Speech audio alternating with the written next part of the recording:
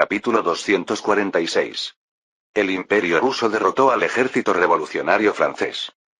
Boletín urgente. Escuchen todos, Rusia ha derrotado a nuestra Francia. Las noticias de derrota siempre viajan más rápido que las de victoria. Lo que llegó primero a París no fue la victoria de Verona, sino la derrota en Suiza. Los 5 miembros del directorio, reunidos en Tullerías, escucharon las terribles noticias sentados cada uno en su lugar. Danton gritó mirando al techo al escuchar el clamor de Auguste. Dios mío, Moreau ha perdido otra vez. El secretario del directorio, Deglantine, se apresuró a añadir para calmar a Danton. Todavía no es una derrota completa. Las pérdidas se estiman en alrededor de 10.000 hombres, y el resto se ha retirado hasta Ginebra, según informan. ¿Qué tan grande tiene que ser una derrota para considerarla completa? Hemos perdido toda Suiza. Significa que el frente del Rin está a salvo, director. En ese momento, Danton arrojó su pluma y gritó. Tonterías. Si el ejército ruso llega al Rin en este estado, ¿crees que Prusia se quedará quieta? Comenzarán una ofensiva general. Tendremos que luchar nuevamente en Valmy. Actualmente, Francia tiene 4 frentes terrestres. Italia, Suiza, el Rin y Flandes. En el frente de Flandes, el ejército prusiano liderado por Blücher está avanzando. El cuerpo de ejército de Jourdan, junto con la República de Batavia, están conteniéndolos, pero tienen sus límites. Originalmente, Moreau, el comandante del frente del Rin, debería haber marchado hacia el norte para apoyarlos. Sin embargo, cuando el ejército ruso se acercó a Suiza, fue en apoyo de la Arpe y sufrió una desgracia. No es incorrecto señalar que solo perdieron 10.000 hombres. Pero si las cosas siguen así, el frente de Flandes será penetrado. Y si eso sucede, París estará en peligro. Lafayette, que había guardado silencio, habló abruptamente. Si es necesario, yo mismo iré al frente. Solo entonces Danton abrió los ojos, recordando que Lafayette era el héroe de Valmy. Tú, Lafayette. También soy soldado originalmente. ¿Lo olvidaste? No, es cierto, pero ¿no fue hace 8 años la última vez que estuviste en el frente? ¿No habrá perdido su sentido del combate hace mucho tiempo? Aunque solo Danton lo dijo directamente, los otros 3 miembros del directorio tenían expresiones similares. Sin embargo, Lafayette gritó con un rostro lleno de determinación. Si luchamos con la disposición de morir, podemos defender París. Nuestra Francia todavía tiene esa fuerza. De hecho, las palabras de Lafayette son verdaderas. Porque en la historia original, antes de que Napoleón regresara de Egipto, Francia luchó sorprendentemente bien en una situación similar. Las fuerzas defensivas compuestas por Jourdan, Moreau y Massena lograron defender el frente en una serie de avances y retrocesos. Sin embargo, a diferencia de la historia original, Francia enfrenta otro problema. Admirable espíritu de lucha, estoy impresionado. Pero debemos mirar la realidad, director Lafayette. Desmoulins, quien tartamudeaba, habló sin tartamudear ni una vez. Actualmente, todos nuestros puertos, tanto del Atlántico como del Mediterráneo, están completamente bloqueados. Todavía no es tan grave. Esto ha ocurrido después de que partiera la flota de socorro de Florida.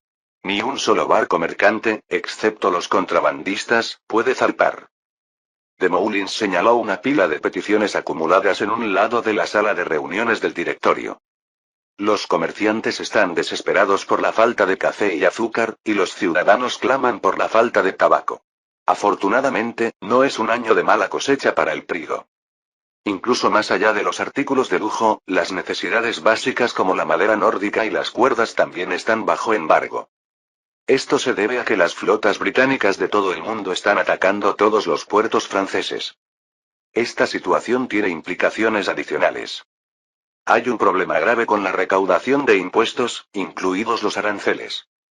Si continuamos así, nuestro gobierno francés quebrará. Ante el resumen de Desmoulins, Lafayette replicó con los ojos muy abiertos. Podemos obtener más dinero de Italia. He oído que el Banco de Bonaparte allí rebosa de fondos. Esos fondos son exclusivamente para gastos militares. Dinero que va a conservas, uniformes, armas y pólvora. Emitiremos bonos del gobierno para pagar. Confisquen todas las reservas de efectivo del banco. Desmoulins respondió con un suspiro. ¿Quién podría ir a Italia a transmitir esa orden? ¿Con Bonaparte allí? Que el Banco de Italia sea el Banco de Eugene es un problema secundario. El verdadero problema previo es que todas las reservas bancarias son fondos militares. ¿Tendría Napoleón la intención de entregar los fondos militares al gobierno? Lafayette gritó lleno de ira. ¿Qué está primero, el país o la propiedad privada? Inmediatamente. De todos modos, no podemos ir allí. Pronto habrá guerra. ¿Qué quieres decir con eso ahora? En ese momento, Salicetti, que había estado observando la situación, sacó un documento. Hemos recibido información de que el ejército ruso está cruzando los Alpes. Es información de Soult, organización de Bonaparte. Lafayette aceptó el documento de inteligencia con sentimientos encontrados. Es información que ni siquiera el gobierno francés había confirmado aún. Además, si hubieran conocido esta información, no habrían necesitado alarmarse tanto, ya que el ejército ruso no avanzaría hacia el Rin. Pero a pesar de la inteligencia de Napoleón, todavía queda un problema. Si el ejército ruso derrota a Napoleón, la amenaza se duplica. Entonces, todo depende de Bonaparte. Ahora. Los 5 miembros del directorio tuvieron que reconocer, mirándose unos a otros, que el destino de Francia ahora estaba en manos de Napoleón. En Trento, una ciudad que una vez fue territorio del Sacro Imperio Romano, un joven estaba gritando. ¡Ah! Bonaparte. Este maldito demonio. Dentro de la tienda, los generales de alto rango sujetaron apresuradamente al joven. Sujetadlo. Su Alteza el Archiduque está teniendo un ataque. Cierra la tienda, ahora mismo. Alteza, beba esto primero. Sin embargo, el joven, después de temblar un momento, negó con la cabeza y se levantó. Estoy bien. Ahora. Es un síntoma de epilepsia, también conocida como enfermedad de las convulsiones.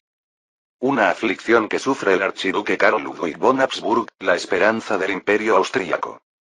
En la historia original, esta enfermedad se manifestó severamente, forzándolo a retirarse de la Segunda Guerra de Coalición. Pero aún no había llegado a ese punto. De repente, Karl preguntó a un viejo general que lo miraba con preocupación. Mariscal de campo Melas. ¿Cuántos soldados se han reunido aquí en Trento?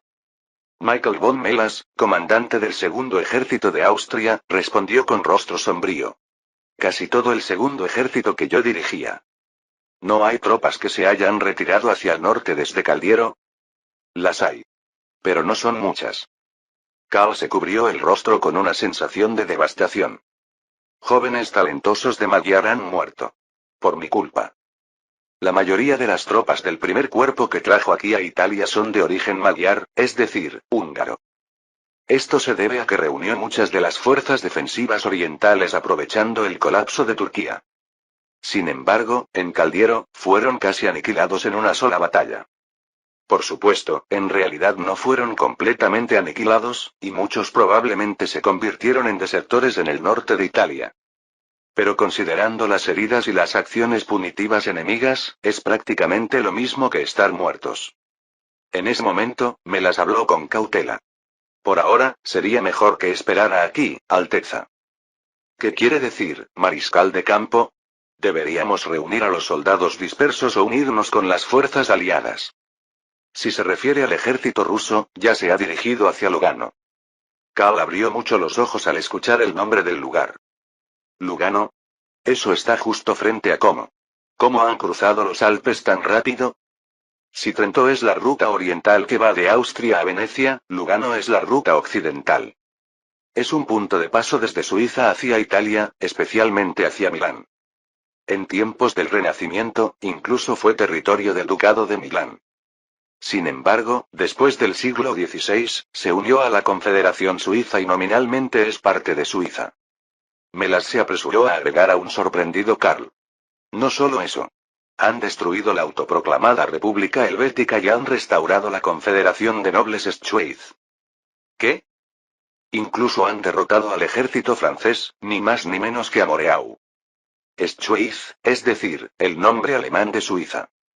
De hecho, la mayoría de la población suiza es de origen alemán, por lo que no sería exagerado decir que Schweiz es el nombre correcto del país. Después de todo, Suiza es estrictamente la pronunciación en inglés. En cualquier caso, Karl, para quien el alemán es naturalmente más familiar que el inglés, miró fijamente a Melas y preguntó.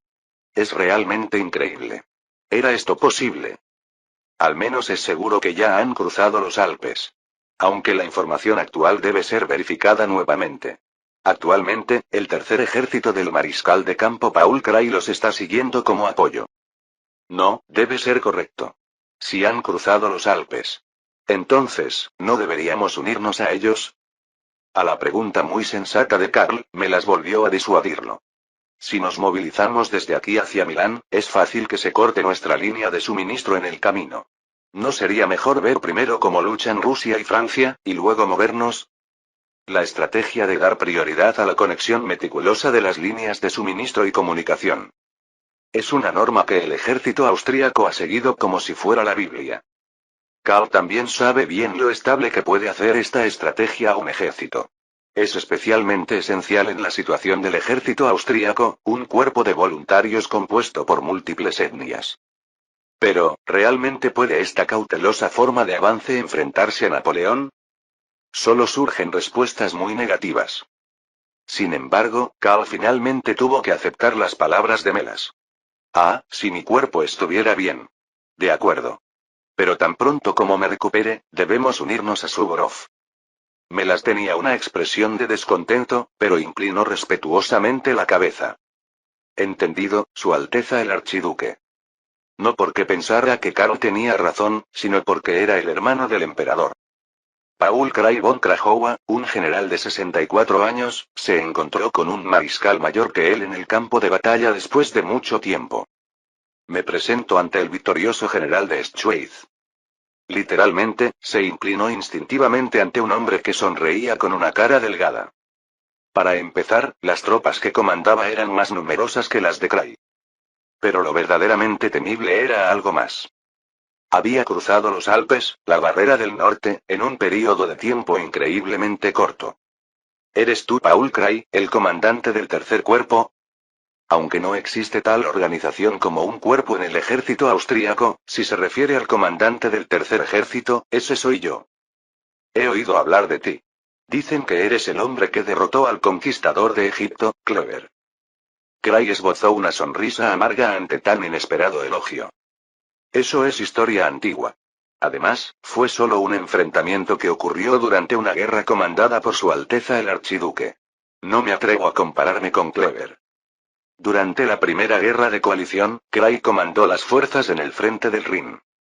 En ese entonces, Kray sirvió bajo Karl y en medio de la campaña luchó contra Kleber en Wetzlar. En esa ocasión, Kray repelió al ejército de Kleber, forzándolo a retroceder, y esa es la historia a la que se refería. Sin embargo, en la historia original, fue en esa batalla donde Marceau, subordinado de Kleber, murió. Poco después, Kray fue derrotado por Oche y tuvo que retirarse. Gracias a que fueron a Egipto, no todo esto ocurrió. Sin embargo, queda claro que Kray no es un general mediocre. Suvorov, el viejo general de 70 años obsesionado con los periódicos, que había percibido este hecho simplemente observando las operaciones en los periódicos, se rió a carcajadas. Me gustan los generales modestos. Trabajemos bien juntos.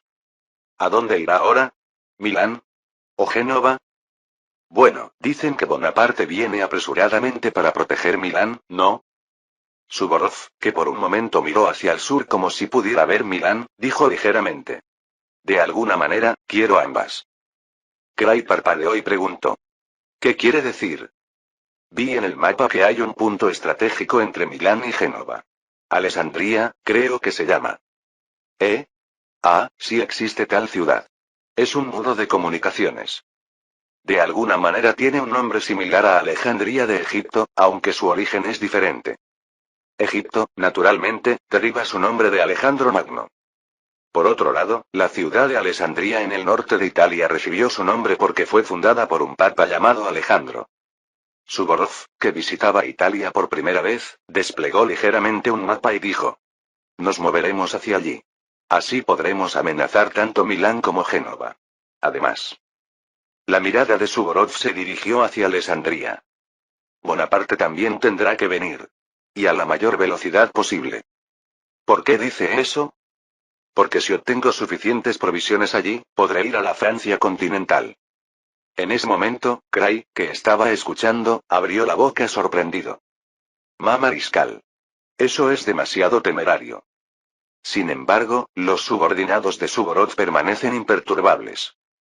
Todos ellos. Barclay, Bennigsen, Bagration e incluso Kutuzov.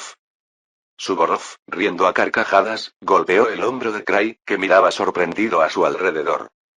Es porque piensas que eso es temerario que no habéis podido vencer a Bonaparte. Ja, ja, ja. Solo el temerario puede vencer a Napoleón.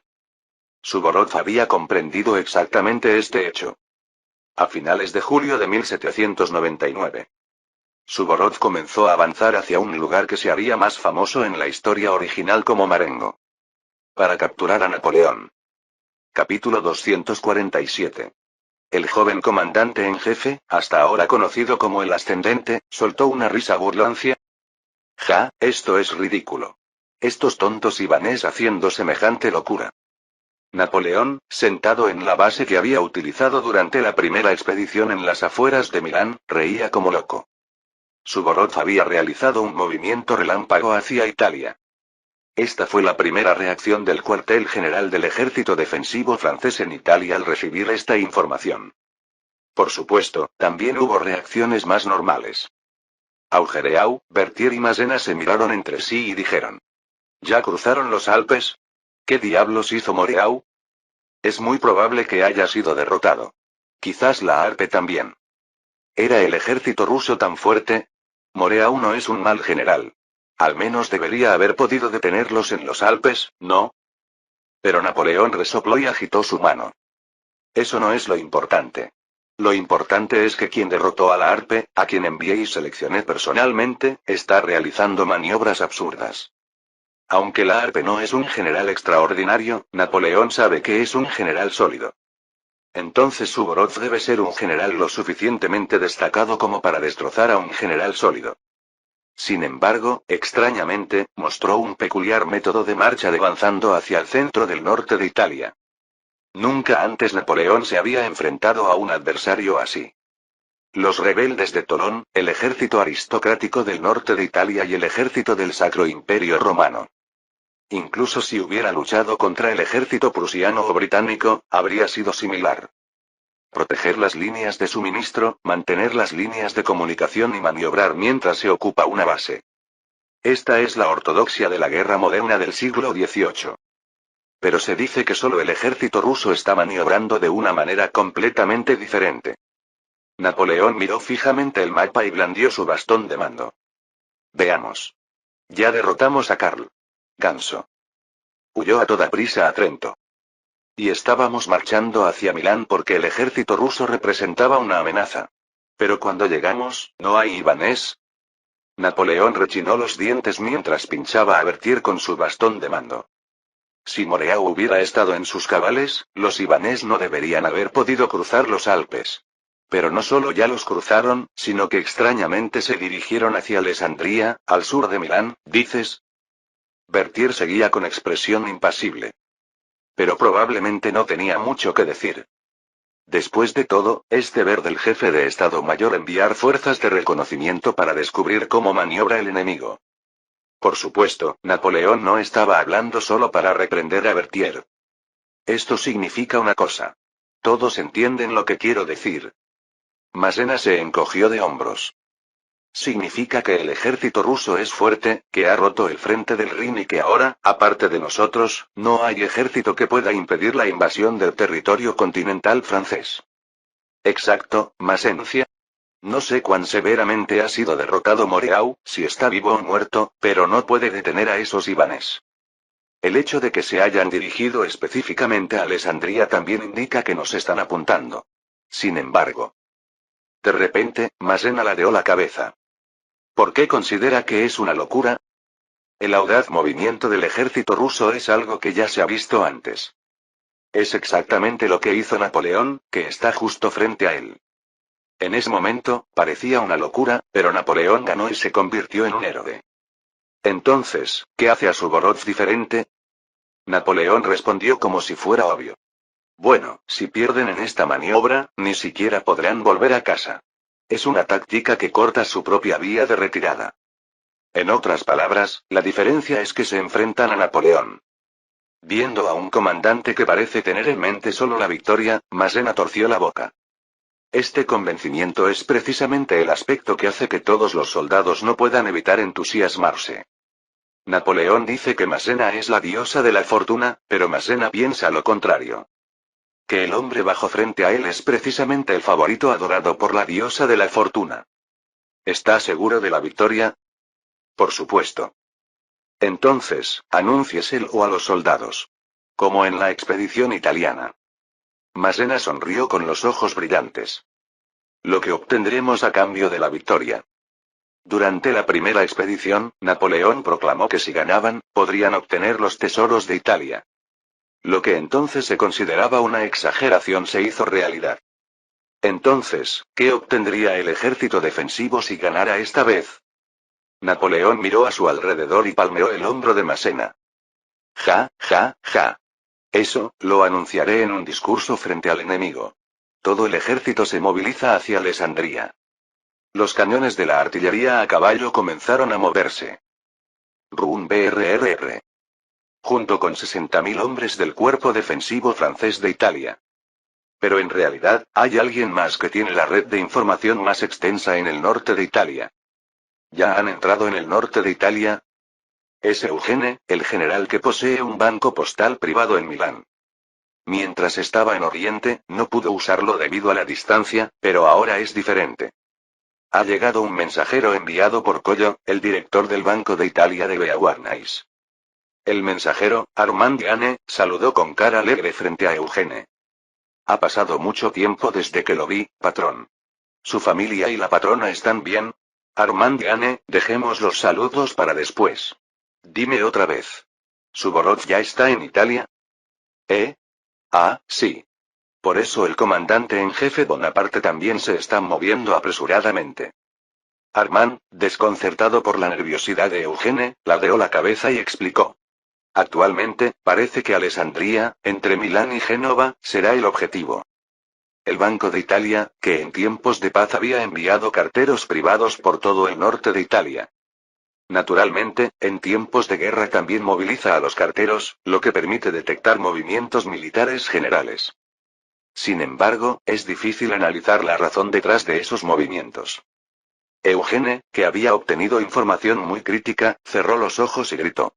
Hippolyte, el mapa. El ayudante, el general de brigada Hippolyte, rápidamente desplegó un mapa. SHHRRR. Udine, un lugar que una vez ocuparon cuando luchaban contra Albinzi en Venecia. Los comandantes del cuartel general de Eugene se reunieron en el cuartel general temporal de Udine rodeando a Eugene.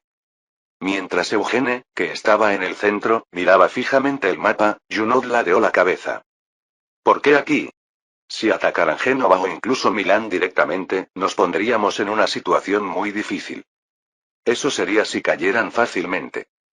No, no hay razón para defenderlas arduamente. Además, el comandante en jefe Bonaparte se llevó todas las guarniciones. Eugene respondió con rostro todavía serio. Primero, los rusos no lo saben. Segundo, incluso si lo supieran, valoran más al ejército que al territorio. En ese momento, Eugene murmuró apretando los dientes. Sí, esta es la verdadera razón por la que Rusia es temible. Esto es exactamente lo que sucede en la campaña rusa de la historia original. A primera vista, es fácil malinterpretar que Napoleón, que perdió un gran ejército de 600.000 hombres, no valoraba a sus soldados. Pero Napoleón simplemente calculó mal. Por otro lado, Rusia realmente no escatima en tropas y recursos, y emplea tácticas de tierra quemada y combate. Como resultado, Rusia también pierde alrededor de 300.000 tropas. De hecho, el número de muertos en combate es menor en el ejército francés, alrededor de 200.000. Simplemente hay 150.000 heridos, 50.000 soldados abandonados y la mayoría son desertores. Así de arraigada estaba ya la doctrina ofensiva de no escatimar tropas en Rusia desde principios del siglo XIX. Aunque también podría ser simplemente debido a una cultura que no valora a los soldados. En ese momento, Desaix preguntó.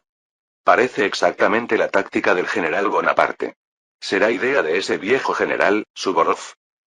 Desafortunadamente, esta probablemente sea la doctrina general del ejército ruso. Valorarán más a los soldados que al territorio, y más que eso, valorarán la victoria. Entonces, ¿deberíamos contener al ejército austríaco? En ese momento, se escuchó una voz femenina desde un lado de la tienda del cuartel general. No, debemos ir a rescatar a mi hermano. Era la coronel Pauline, jefa de la unidad de enfermería. Con Madame Marceau, la general de brigada Angélique, en Constantinopla, efectivamente podría considerarse una general de brigada. Sin embargo, es solo la comandante de una unidad de enfermería temporal bajo la orden de los caballeros hospitalarios. De Sykes señaló este punto. Coronel Bonaparte, esto no es asunto de la unidad de enfermería. General de división de Sykes, yo también soy soldado. Y hermana de un soldado. Además, mis hermanos Louis y Germe también se han unido al ejército. ¿No estamos hablando de patriotismo? Pauline negó vigorosamente con la cabeza. Estoy hablando de estrategia. ¿No dijo que para el enemigo también son más importantes el ejército y la victoria que el territorio? Entonces, seguramente esta vez irán por la vida de mi hermano. De repente, Hippolyte abrió la boca. Un ataque de decapitación. No es un enfoque lógico. Sin embargo, con su intuición distintiva, Pauline ha llegado a la verdad. Eugene realmente ve lo mismo. Porque en la historia original, el ejército austríaco eventualmente llegó a la misma conclusión. Eugenia sintió pesadamente. Sí, Suvorov es el único que entiende que la cabeza de padre debe volar para ganar esta guerra. Entonces, ¿qué hacemos? ¿Enviamos una carta advirtiendo del peligro? ¿Una carta puede detener una bala? ¿Hippolyte? Eugene, reprendiendo a Hippolyte, se levantó de un salto. Junot. Prepara la caballería inmediatamente. Ha llegado el momento de que la brigada de carabineros a caballo salga por fin. Junot abrió mucho los ojos. Entendió lo que quería decir. Actualmente, el cuerpo del ejército de regreso de Eugene está compuesto por 13,000 soldados franceses y 20.000 moldavos. Pero lo que dice es que dejará todo esto atrás y llevará solo 3,000 de caballería. Tragando saliva, Junot preguntó. Oye, comandante. ¿Y el resto de las tropas? De Sykes las traerá. Ah, de Sykes. ¿Estarás bien? Sin embargo, de Sykes parpadeó en silencio y esbozó una enigmática sonrisa. Al contrario, mejor. Les mostraré que puedo llegar más rápido que la caballería. Eugene pensó que esa promesa no sería incorrecta. No simplemente porque de Sykes es famoso por sus ataques rápidos. Si la situación lo requiere, probablemente de Sykes dejaría todo en manos del rey Constantino y correría hacia allá. En ese momento, el general de brigada de caballería, Lasalle, saltó y gritó. Ahora es el momento de los húsares. Hijo. ¿Cuál es el objetivo? Solo entonces, Eugene encontró algo de tranquilidad y sonrió. Junto a Alessandria hay una llanura perfecta para luchar. Marengo, nos dirigimos allí. Es Marengo, uno de los campos de batalla donde Napoleón decidió su destino. En la historia original, Suvorov nunca llegó hasta aquí. Han llegado. Sin conocer este hecho, Suvorov miró relajadamente al frente a través de un telescopio y comentó. Se podía ver un cuerpo de ejército con banderas tricolores acercándose a lo lejos. Barclay, Bennigsen y Bagration dijeron cada uno. Bastante ordenados, para haber venido con prisa. Tanto el enemigo como nosotros estamos cansados, ¿deberíamos comenzar con una escaramuza? Tal vez deberíamos enviar primero exploradores hoy. Sin embargo, Suvorov dio órdenes como si fuera muy simple. Preparen el fuego de los morteros unicornio. En ese momento, Barclay de Tolly, que normalmente obedece sin cuestionar, preguntó sorprendido. Su excelencia mariscal en jefe. Pero muchos de nuestros soldados están heridos y con congelamiento por cruzar los Alpes. ¿Prefieres morir primero por los proyectiles enemigos? ¿Qué?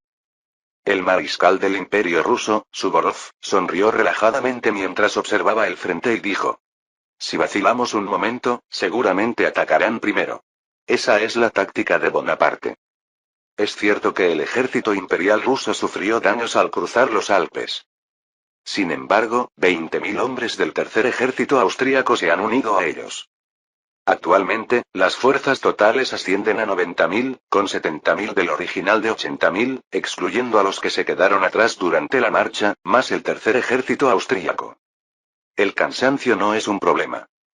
Más bien, si vacilan un momento, a pesar de ser un gran ejército, pueden caer en confusión, abrumados por el ejército francés. Entonces, solo hay una solución. Atacar antes de que el enemigo pueda predecirlo. Para entonces, Bagration ya había corrido a dirigir la artillería. Listos para disparar. Suvorov, sonriendo satisfecho, levantó la mano. Fuego. En ese momento, 50 cañones unicornio dispararon simultáneamente. ¡Bum! Los unicornios rusos que habían cruzado los Alpes comenzaron a escupir fuego contra la Francia tricolor. Capítulo 248. El comandante en jefe, cuya especialidad hasta ahora había sido el ataque sorpresivo, todavía no había anticipado este golpe del cielo. Ciertamente, los tontos ibanés no son completamente tontos.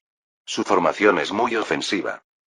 10 minutos antes de que comenzara el bombardeo, Napoleón, mirando la hora en su reloj de bolsillo, sonrió con malicia. Por supuesto, un ejército que cruzó los Alpes de manera sorpresiva no podría ser un grupo de tontos. Sin embargo, Napoleón solo elogia a los adversarios que ha vencido. Especialmente, uno de los hábitos de Napoleón es menospreciar a los oponentes que parecen difíciles. En ese momento, Augereau, al lado de Napoleón, habló. Comandante en jefe, esto es peligroso. ¿Peligroso? Augereau, ¿acaso existe un campo de batalla que no sea peligroso? Tráemelo. Si existe tal campo de batalla, iré corriendo gustosamente. No me refiero a eso. El enemigo ha llegado en una situación que no habíamos previsto en absoluto. Si seguimos así, la posibilidad de ser rodeados aumenta. Es decir, actualmente Napoleón se ha encontrado con el ejército ruso en una situación que no había predicho. Porque este lugar no es la ciudad de Alessandría. Es la llanura que se extiende justo frente a ella, Marengo. Por supuesto, en una situación de marcha normal, Napoleón también habría desplegado exploradores a gran escala para verificar al ejército enemigo. Pero como el ejército ruso se movía anormalmente rápido, Napoleón también tuvo que marchar rápidamente. Al final, se encontraron aquí en una situación con preparación insuficiente. En ese momento, Napoleón gritó desde su caballo. De ninguna manera. Todas las guerras son impredecibles. El gran general es aquel que puede aprovechar las debilidades del enemigo incluso en esta situación. Actualmente, Napoleón tiene 29 años cumplidos. Es diferente a cuando estaría enfermo y cansado, volviéndose más lento, en la historia original posterior. Como una verdadera tormenta, Napoleón comenzó a comandar personalmente, galopando por el campamento. Primero, preparen las posiciones de artillería. ¿Y dónde está Murat? Sí, me llamó, señor. Necesito que te prepares para cargar. Murat, que venía corriendo con entusiasmo, detuvo su caballo sorprendido. No me diga que quiere que cargue contra esa formación de infantería. En la historia original, en esta época, Murat ya sería uno de los confidentes más cercanos de Napoleón y su cuñado. Sin embargo, debido al gran desempeño de Eugene, el nivel de confianza en Murat no era tan alto. Sin embargo, Napoleón había percibido que su capacidad de carga era incluso mejor que la de Lannes. Pero, ¿no sería demasiado ordenarle un ataque frontal contra la infantería de línea? Napoleón sonrió torciendo la boca. No te estoy diciendo que los atravieses. Solo quiero que muestres presencia fuera del alcance de tiro. Ciertamente, parece que el enemigo carece de caballería. Es un ejército que acaba de cruzar los Alpes. No sé si tendrán cañones. Fue entonces cuando. ¡Bum! Napoleón y Murat giraron sus miradas hacia el estruendo. A lo lejos, en dirección a Alessandría, proyectiles volaban desde el ejército ruso completamente posicionado. Napoleón quedó atónito al ver los proyectiles volando. ¿Qué? ¿Cañones? ¿Cómo? Pero ignorando el asombro de Napoleón, decenas de proyectiles volaron y explotaron. ¡Bum! ¡Bum! ¡Bum! Con las explosiones, los soldados, sorprendidos, dispersaron sus filas y luego se reagruparon. ¿Qué es esto? ¿Son proyectiles incendiarios? Justo cuando Napoleón, sorprendido, iba a tartamudear, Berthier se acercó apresuradamente. No, señor. Son proyectiles explosivos. ¿Pero por qué explotan tan cerca del punto de impacto? Observe bien. Es porque son morteros y son muy lentos. Berthier explicó fríamente con rostro impasible. Se pueden evitar fácilmente. Solo entonces, Napoleón, recuperando la calma, dio órdenes. Bien. Entonces, sigamos con el plan original. Murat.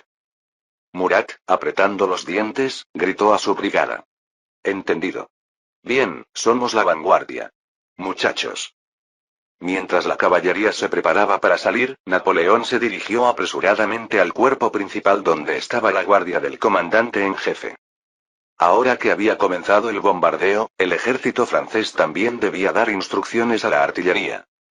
Fue entonces cuando otra situación sorprendente apareció en el campo visual de Napoleón. Ta. Napoleón, frotándose los ojos pensando que podría ser una ilusión, abrió la boca. ¿Qué? ¿Los enemigos están cargando primero? Y directamente hacia la columna de infantería de línea francesa equipada con mosquetes nuevos. En ese momento, un proyectil explotó justo frente a Napoleón. ¡Bum! El humo cubrió el lugar donde estaba Napoleón. De hecho, hay otro problema.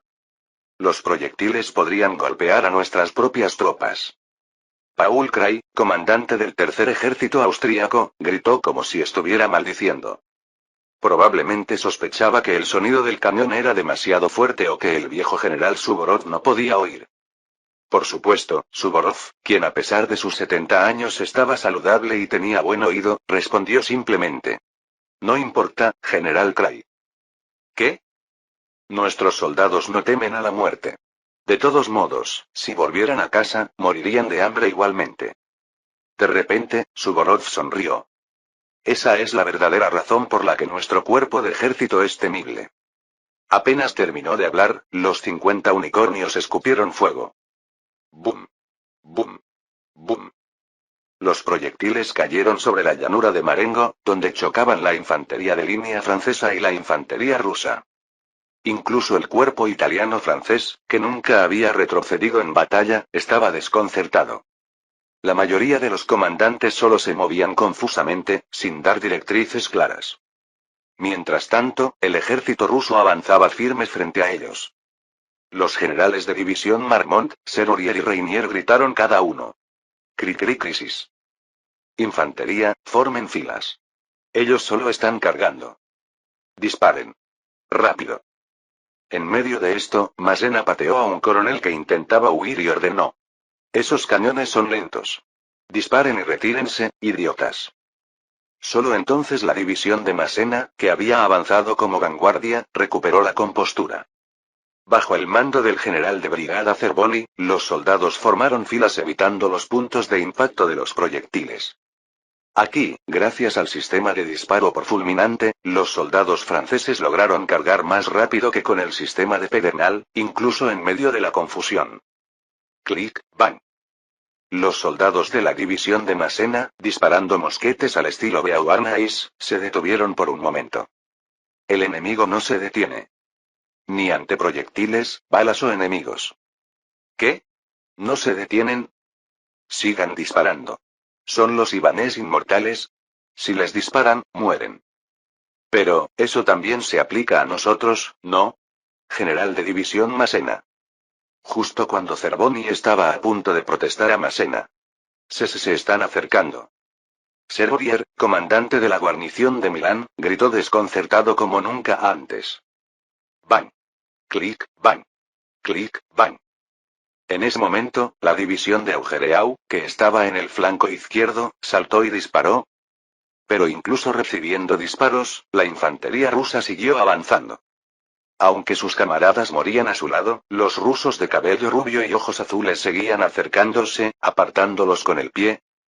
Su apariencia casi parecía la de demonios salidos del infierno. En ese momento, Bessieres, el comandante de la caballería que vagaba sin rumbo, encontró a Murat. General de brigada Murat, debemos cargar. ¿Por dónde? Murat, frunciendo el ceño, señaló al frente con su bastón de mando.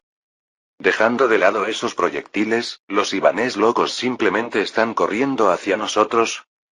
En ese momento, los ibanés locos, es decir, la infantería rusa, finalmente llegaron frente al ejército francés. Zas stop. La división de Massena, la vanguardia que valientemente disparaba a ese momento, se convirtió en la primera víctima. Era un ataque de bayoneta. Massena, al darse cuenta de esto, ordenó apresuradamente. Ataque con bayoneta. Es cuerpo a cuerpo, enfréntense. Justo cuando las bayonetas estaban a punto de chocar, el rugido de los cañones comenzó de nuevo. ¡Bum! Incluso el imperturbable Massena, mirando al cielo con incredulidad, gritó. ¿Están locos, disparando cañones cuando sus propias tropas están allí? Pero los proyectiles ya llenaban el cielo. Aunque extremadamente lentos, los proyectiles se acercaban desde el cielo, y de manera igualmente obstinada, la infantería rusa avanzaba por tierra. Murat, observando esto desde una colina, exclamó. Esto es una locura. Me voy de este campo de batalla. Después de 3 años del ejército francés en Italia. Por primera vez, todo el cuerpo de ejército napoleónico francés caía en pánico. Entonces, ¿qué estaba haciendo Napoleón? Berthier. ¿Dónde estás? Marmont. Duroc. Vagaba solo, separado, por la llanura de Marengo. En esta época, a las puertas del siglo XIX, las armas de pólvora todavía utilizan pólvora negra. Los disparos y el fuego de artillería siempre van acompañados de humo. Especialmente los proyectiles de mortero llamados explosivos, en el momento del impacto, más que por su poder destructivo, obstruyen la visión con humo. Napoleón salió ileso del bombardeo, pero el impacto lo arrojó fuera de las filas del ejército francés. En ese lapso, el ejército ruso invadió y el ejército francés estaba luchando en unidades individuales de división y regimiento. Así es como ocurrió la situación de que el comandante en jefe vagara solo por la llanura de Marengo. Tosiendo por el humo, Napoleón rechinó los dientes. Cof, cof, cof. Maldita sea, un comandante que ataca de manera tan imprudente. ¿En qué está pensando? Por supuesto, Napoleón había quedado desconcertado y no había respondido adecuadamente. Sin embargo, el ejército francés todavía tenía 60.000 tropas, y había reservas que no habían sido afectadas por los proyectiles. Simplemente las 3 divisiones que habían avanzado como vanguardia, Massena, Augereau y el cuerpo principal de Napoleón, fueron los afectados. Pero si disparas proyectiles en una situación de combate, las pérdidas rusas serían aún mayores. Si es así, el ejército ruso también quedará incapacitado. Justo cuando Napoleón estaba a punto de ver la situación de combate a través del humo. Aquí está ese pequeño corso. Alguien gritó hacia Napoleón. Probablemente, el distintivo sombrero del comandante en jefe llamó la atención. Pero ante esas palabras, Napoleón, desenvainando su espada, respondió con ira. ¿Quién dice que soy pequeño? Mido 170 centímetros. Ura. Arg. En un instante, el sable de caballería de Napoleón cortó a los soldados rusos que se abalanzaban con bayonetas. ¡Zas! Aprovechando el momento en que los soldados retrocedieron, Napoleón escapó rápidamente. Ja, vaya. ¿A dónde se ha ido mi guardia? Napoleón había soñado con ser de caballería. Aunque no pudo convertirse en uno debido a calificaciones insuficientes, había entrenado con gran interés en la esgrima, una de las habilidades de la caballería. Entre las reliquias del Napoleón de la historia original posterior, incluso quedan espadas famosas que solía coleccionar. Sin embargo, Napoleón nunca soñó que sobreviviría así, solo con su caballo y su espada. Mientras galopaba con sentimientos miserables, un grupo de caballería emergió a través del humo. Clop, clop, clop. Napoleón se congeló, conteniendo la respiración. Si fueran enemigos, la vida de Napoleón terminaría aquí. Fue entonces cuando. Su excelencia comandante en jefe. Un hombre con la cabeza brillante gritó hacia Napoleón. Oh, calvo. ¿Quién eres? Napoleón preguntó con un suspiro de alivio. No recordaba el nombre, pero recordaba haber visto al calvo en algún lugar. El general Davout, dándose cuenta en ese momento de que su gorro militar se había caído, hizo un saludo militar. general de división Louis Nicolas Davout, de la guardia del comandante en jefe, señor. He venido a rescatarlo. ¿A dónde se ha dispersado nuestro ejército? Se están retirando hacia la retaguardia para evitar el bombardeo. Por favor, monte este caballo. Viendo a Davout que apresuradamente le entregaba un caballo de reserva, Napoleón asintió. Bien. Nos retiramos a la retaguardia de Marengo. Reorganizamos las filas y volvemos a enfrentarnos. De hecho, esta es la forma en que Napoleón en la historia original, o los generales de esta época, solían luchar a menudo. Hasta ahora, las batallas bien ordenadas debían mucho a la brigada de carabineros a caballo de Eugene. Enfrentamientos impredecibles, batallas en medio de la confusión y situaciones inesperadas. Pero a la inversa, Napoleón también es alguien que ha experimentado campos de batalla caóticos desde Tolón. Inmediatamente recuperó el entusiasmo y comenzó a regresar a la línea del frente. Tum tum tum. Detrás de Napoleón, el calvo Davout, liderando la caballería de reserva, gritó. Caballeros. El comandante en jefe es el símbolo de la revolución. Luchen ofreciendo sus vidas. La guardia de caballería del comandante en jefe gritó al unísono, desenvainando sus sables. Por la revolución. ¡Viva Napoleón! Napoleón sonrió y miró hacia atrás. A lo lejos se veía al ejército ruso corriendo como locos. Hombres que no temen a la muerte, al bombardeo ni a las balas. Suvorov estaría más allá de ellos. Los ojos de Napoleón brillaron. Definitivamente devolveré esta deuda. Hoy mismo. Todavía no ha terminado la batalla de Marengo. Capítulo 249. Para cualquier crisis, siempre existe una solución. ¿Dónde están nuestros cañones? No está el general de brigada Duroc. En este momento, Massena, que había corrido hacia la retaguardia, gritó. Es cierto que inicialmente quedaron sorprendidos por el inesperado ataque suicida del enemigo. Además, no sabían que la especialidad del ejército ruso era la carga con bayoneta. Sin embargo, tanto Napoleón como el cuerpo italiano-francés, aunque algo dañados, tienen su núcleo intacto.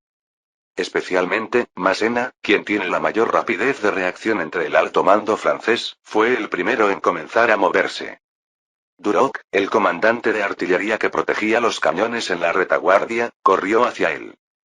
Aquí estoy, general de división Massena. Bien. Eres más confiable que el charlatán de Marmont. Dispara los cañones ahora mismo. Pero nuestros soldados aún no se han retirado completamente. En ese momento, Massena agarró a Duroc por el cuello. De todos modos, esto es una competencia de artillería. Debemos disparar todos los cañones que tenemos para contenerlos. Incluso si mueren soldados propios, no importa si se pueden matar más enemigos. Esta es la lógica de Massena. Frunciendo el ceño profundamente, Duroc levantó la mano. ¡Bum! ¡Bum! ¡Bum! La artillería de élite de Duroc comenzó a disparar todos los cañones simultáneamente. Un total de 24 cañones de 8 libras de artillería a caballo. Aunque su potencia de fuego es más débil que la de los unicornios, la velocidad de disparo es mucho más rápida. Bien. También morirán los nuestros, pero no hay remedio. Morirán más ibanes. Sí, han comprometido al menos 30.000 en esa carga de bayoneta. El comandante enemigo realmente... Massena, recuperando el aliento, miró fijamente al frente.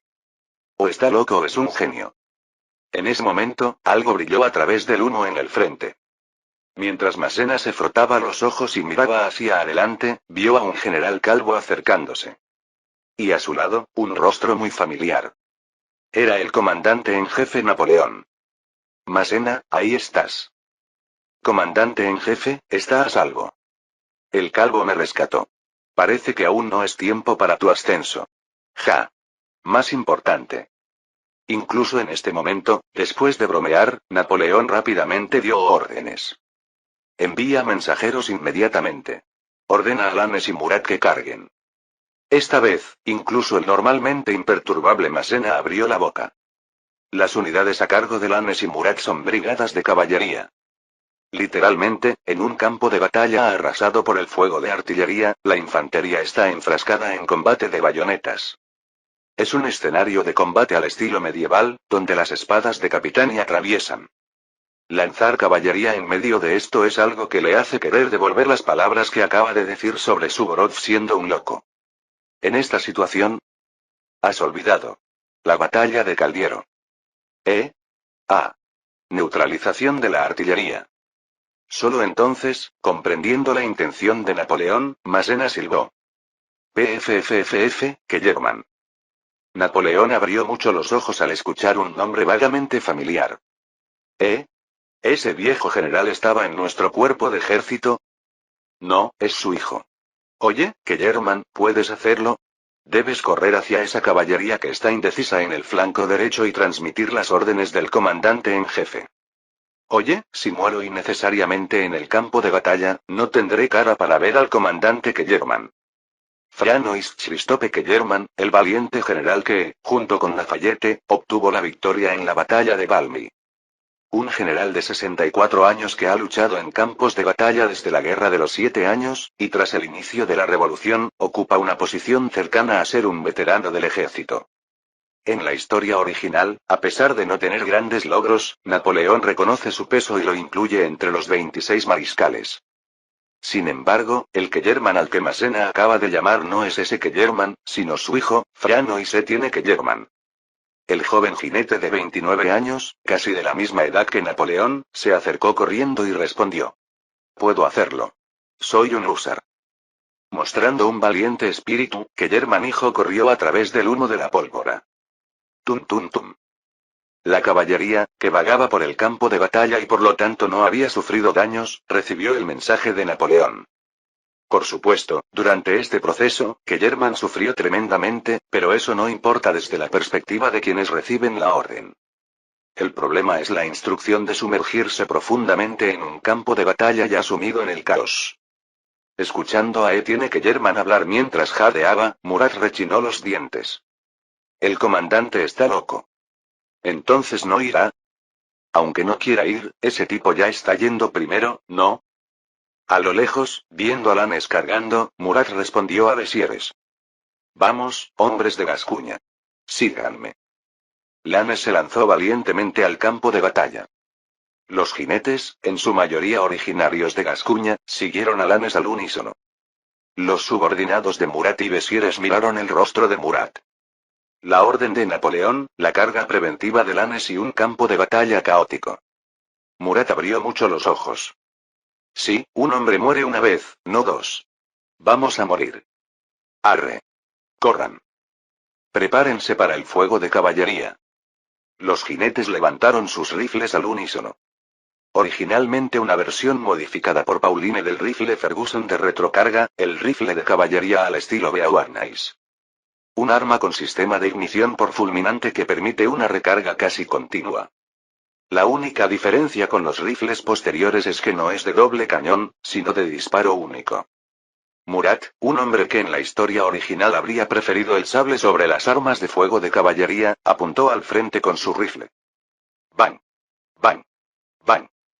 Literalmente, mediante un ataque de flanqueo, la caballería cayó sobre los artilleros rusos. Con los disparos a caballo, los artilleros no tuvieron tiempo para reaccionar. Además, la infantería no tuvo oportunidad de regresar y contraatacar. Justo cuando el sonido de los cañones estaba por cesar, Napoleón se dio cuenta sensiblemente ante hecho. Perfecto. Hemos capturado los cañones enemigos. Massena, avance a toda velocidad. Entendido. Cerboni, ¿dónde estás? Aquí estoy. Viendo a Massena reagrupar su división de vanguardia, Napoleón esbozó una sonrisa de satisfacción. Esta vez aniquilaremos al ejército ruso. Había llegado el momento del contraataque. En este momento, el viejo general invicto no pudo evitar admirar al joven general ascendente. Dios mío, romper así. Realmente ese corso es un genio.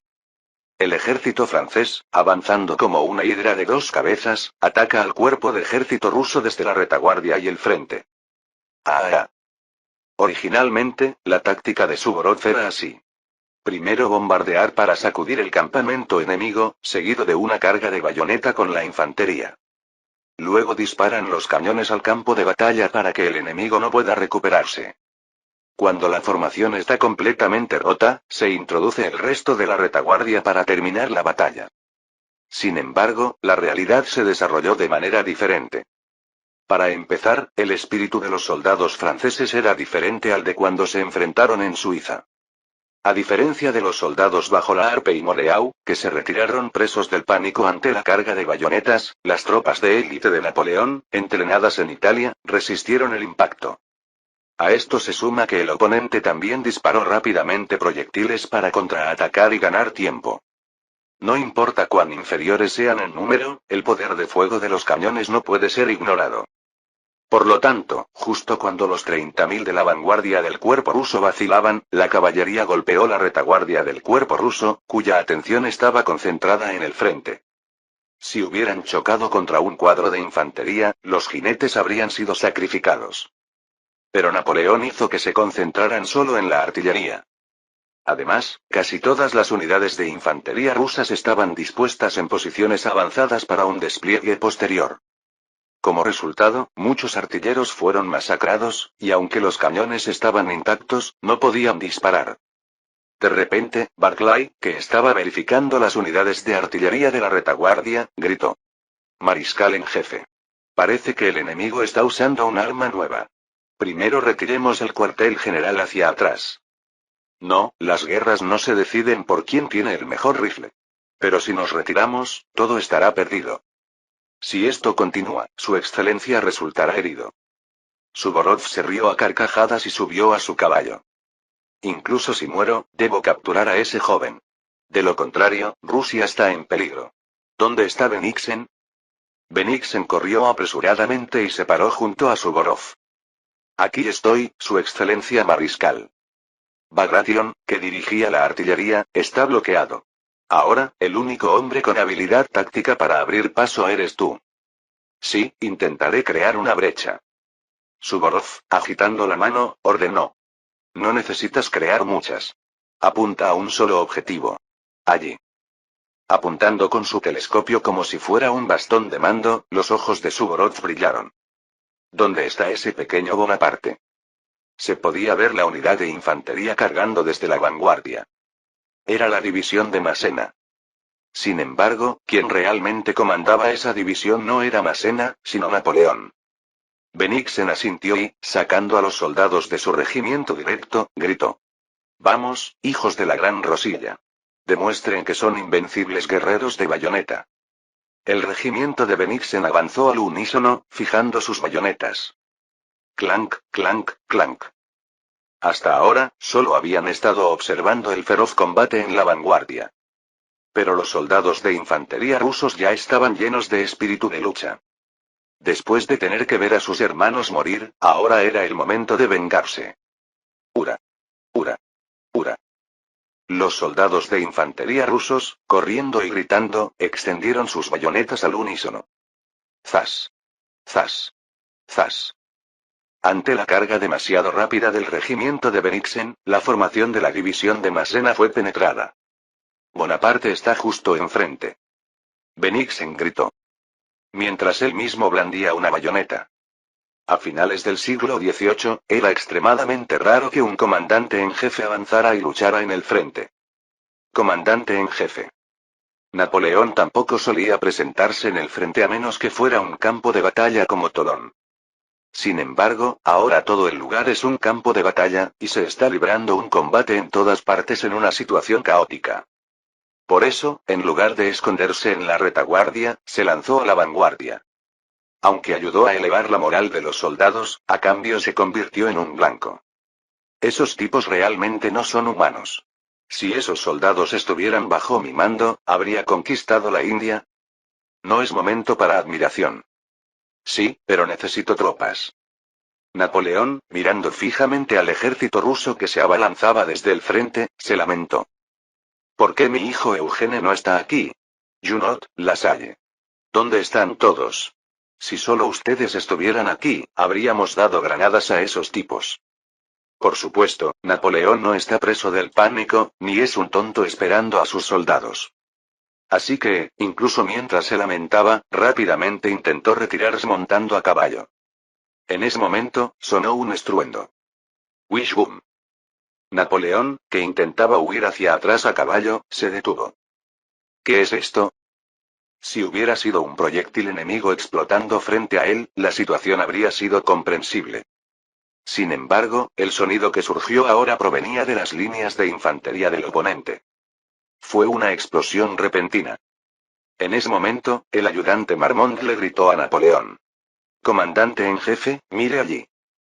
A lo lejos, banderas tricolores se acercaban desde la retaguardia del ejército ruso. «Ondea». Marmont, al ver al joven al frente, gritó lleno de alegría: «Ha llegado Freischütz». Freischütz, el que tiene el apodo de tirador infalible. El conquistador del este, Constantinopla. Toda la caballería levanta al unísono pistolas de ignición por fulminante. Clic. El joven al frente, Eugene, gritó: «Fuego». La brigada de carabineros a caballo de Eugene, del ejército expedicionario de Egipto, disparó sus pistolas al unísono. ¡Bang! ¡Bang! ¡Bang! Eugene había llegado a Marengo, tomando la sangre de los soldados de infantería rusos como ofrenda.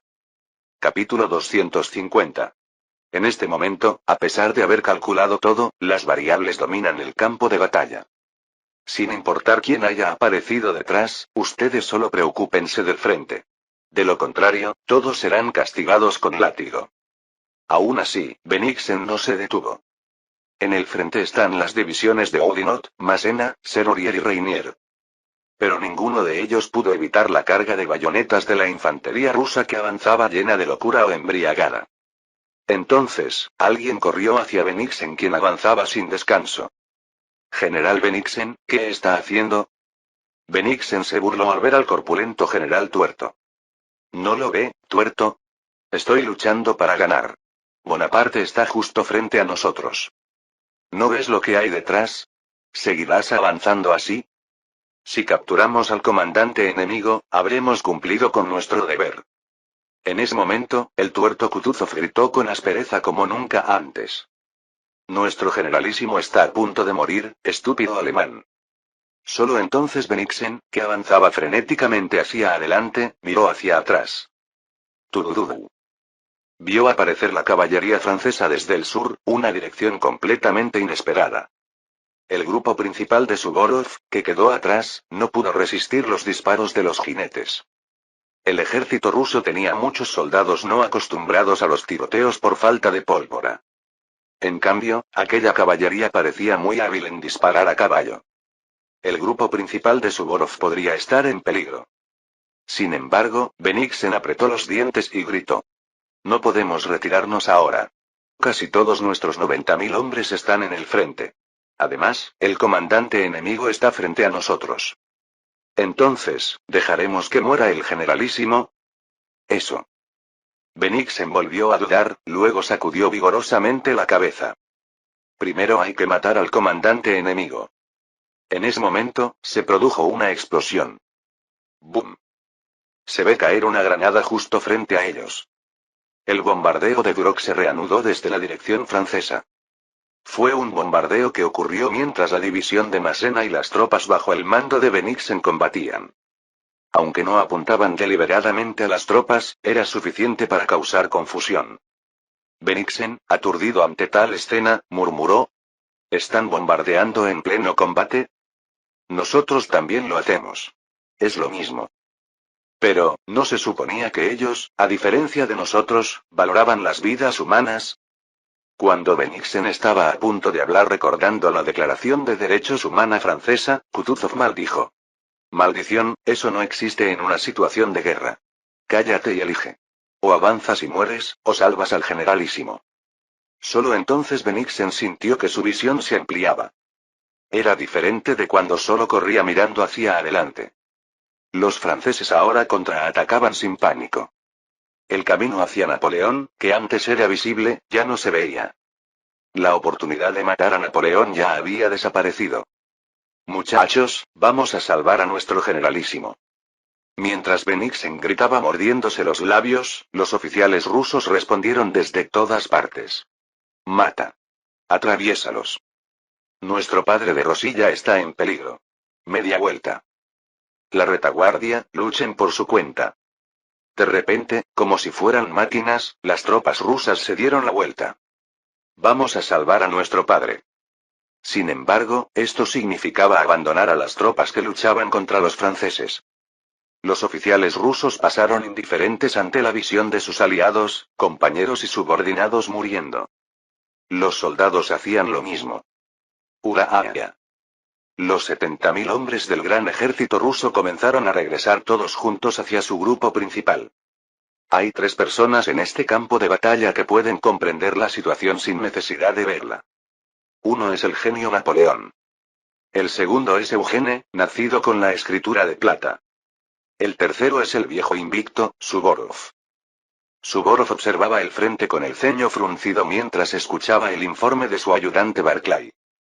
Todos nuestros 70.000 hombres están regresando, generalísimo.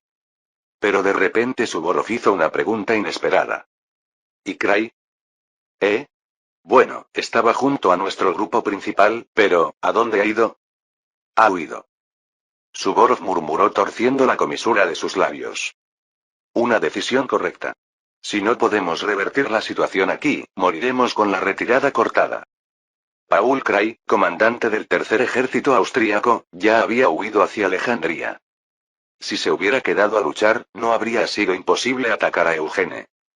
Pero no tenía confianza en la batalla que vendría después contra el cuerpo principal de Napoleón. De repente, Eugene se acercó al frente de los 10.000 hombres del grupo principal y abrió fuego. Barclay, observando esto, informó nuevamente. Esos jinetes disparan rápidamente. Mantén firme la formación defensiva, Barclay. ¿Podremos resistir hasta que regrese el grueso de nuestras tropas? Sin embargo, Suvorov levantó ligeramente su telescopio y entrecerró los ojos. Ese nuevo cuerpo que ha aparecido parece ser el joven Bonaparte, ¿no? Por supuesto, podía saberlo sin mirar por el telescopio. Porque estaba disparando desde el frente con gran intensidad. Después de dudar un momento, Barclay asintió. Parece que sí. No hay tropas concentrándose en esa dirección. Eso es porque están ocupados atacando a nuestro grupo principal. Suvorov entrecerró los ojos e hizo un gesto con la mano. Ordena que preparen las bayonetas. Barclay, sin entender, parpadeó y luego abrió la boca de par en par. Generalísimo, eso. Mikhail Andreas Barclay de Tolly, ¿cuánto tiempo llevas aprendiendo bajo mi mando? Desde la conquista de Polska, así que unos 6 años. Desde la conquista de Polska, es decir, Polonia, Barclay había sido ayudante de Suvorov. Había visto cómo Suvorov derrotaba a los rebeldes polacos, los masacraba despiadadamente y los conquistaba por completo. Creía conocer bastante bien las tácticas de Suvorov. Sin embargo, cuando Suvorov habló, Barclay se dio cuenta de que no sabía lo más importante. Entonces, ¿no es hora de que lo sepas? La guerra es turbulencia. Si no actúas cuando ves una brecha, perderás.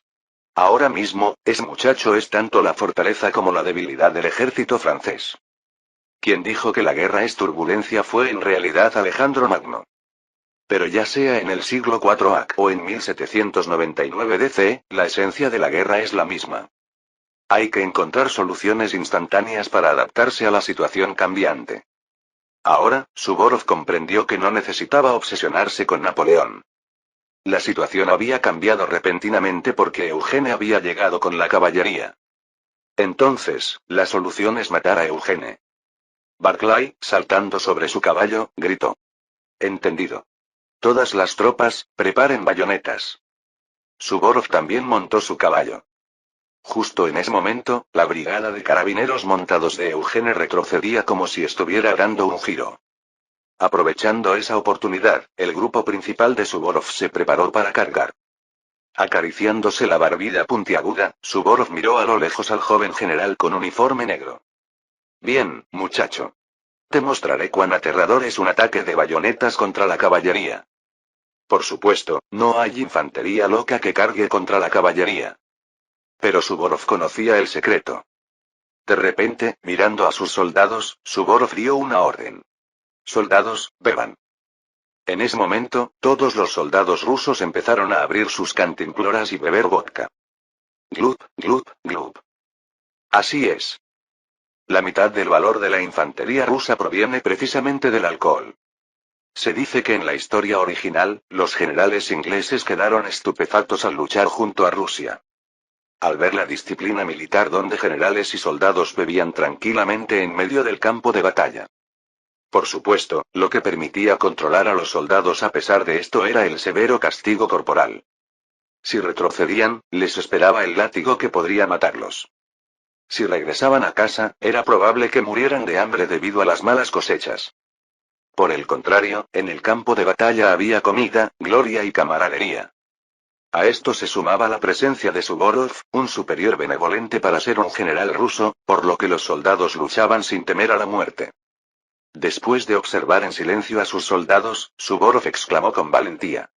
Podría ser el último trago en la tierra. Pero, la vida solo se vive una vez. ¡Hurra! Síganme, soldados. Al menos no mueran antes que yo.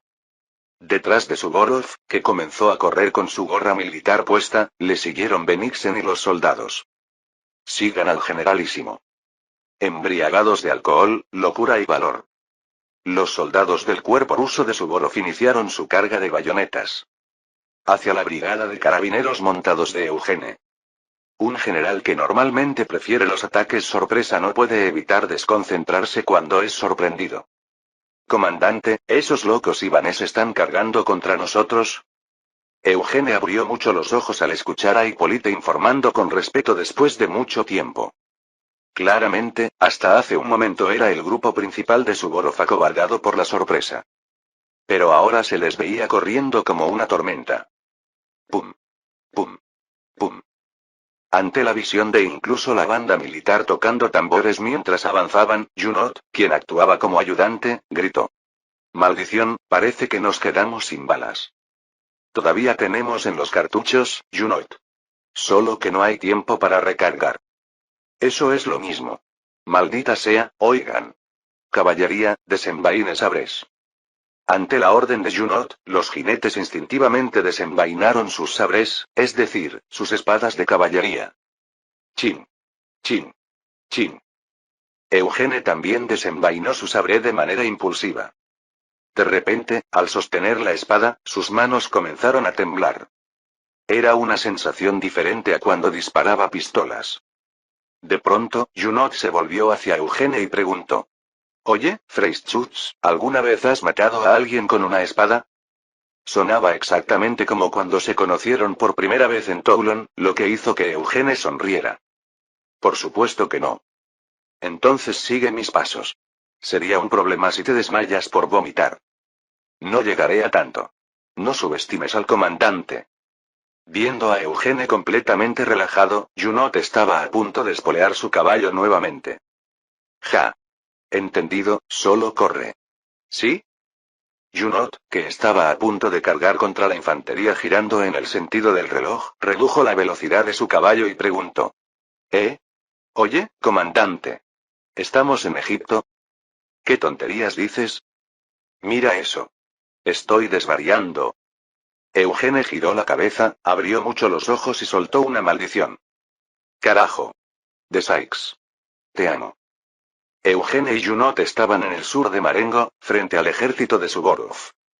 Pero a lo lejos, desde el norte, detrás del ejército de Suvorov, un grupo de jinetes se acercaba. No eran Murad ni Lanes. Porque ambos cuerpos estaban ocupados persiguiendo a Crayo destruyendo la artillería de Bagration. Los que venían por detrás llevaban todos turbantes. Increíblemente, incluso el comandante a la cabeza, claramente europeo, también llevaba uno. Era de Sykes, quien una vez fue dueño de un harén en Egipto. Es decir, la tropa auxiliar del ejército de la expedición egipcia que regresaba, los mamelucos. Después de que Eugene partiera primero, quedaron los mamelucos, la división de Sykes y las tropas griegas. Tras dejar la retaguardia a cargo del rey Constantino, Sykes había llegado primero a Marengo liderando solo a los mamelucos. Sykes, llevando en alto un mosquete Beauharnais mientras cabalgaba, gritó hacia el campo de batalla. He llegado, comandante Freischütz. Por supuesto, ese grito quedó ahogado por el estruendo de los cascos y Eugene no pudo oírlo. Tudududu. Sin embargo, habiendo confirmado que eran jinetes mamelucos, Eugene tiró de las riendas y gritó. Corre, Hipólite. ¿Qué? No, no deberíamos retirarnos y reagruparnos ahora. Si no es ahora, no habrá otra oportunidad. Porque ante los ojos de Eugene apareció la escritura de plata. Carga, seguridad. La guía de Eugene que juzga con mayor certeza dos cosas: peligro y seguridad. Bajo la dirección del camino plateado, Eugene cabalgó. Cuando llegaron los mamelucos, incluso los soldados rusos embriagados por el alcohol y la locura se separaron con miedo. Y el viejo Suvorov, observando el choque entre las bayonetas rusas y los sables egipcios, sacó la lengua. Vaya, ¿esos son los famosos mamelucos? Parten cabezas humanas. Generalísimo, esta vez realmente debe retirarse. Avancemos primero hacia nuestras tropas que están regresando. Tienes razón. Suvorov, que cabalgaba frenéticamente, se detuvo. Es un honor conocerlo, generalísimo Suvorov. Los soldados rusos que hasta hace un momento protegían a Suvorov se dispersaron. Entre los soldados, un joven de cabello negro se acercaba a caballo. Aunque era la primera vez que se veían, Suvorov de alguna manera sentía que conocía a su adversario. Eugene Freyschutz Bonaparte. Suvorov esbozó una sonrisa amarga, recordando un fragmento de un periódico inglés que había visto en San Petersburgo. Así que es cierto, General Killer, como decían los periódicos ingleses. En ese momento, la última pistola Beauharnais que Eugene había guardado escupió fuego. ¡Bang! Inmediatamente después, Eugene e Hippolyte se retiraron. En medio del campo de batalla de la llanura de Marengo, donde mamelucos, rusos y caballería francesa se entremezclaban. La banda militar rusa tocaba desesperadamente la trompeta para reagrupar a los soldados. ¡Puuu! Sin saber que Suvorov, de cabello blanco como la nieve, caía en un mar de sangre roja. 5 de agosto de 1799. Marengo, un pequeño pueblo rural que hasta entonces era poco conocido incluso para los habitantes de la península italiana. Allí murió el invicto comandante ruso, sin saber aún lo que era la derrota. Fin del capítulo 250.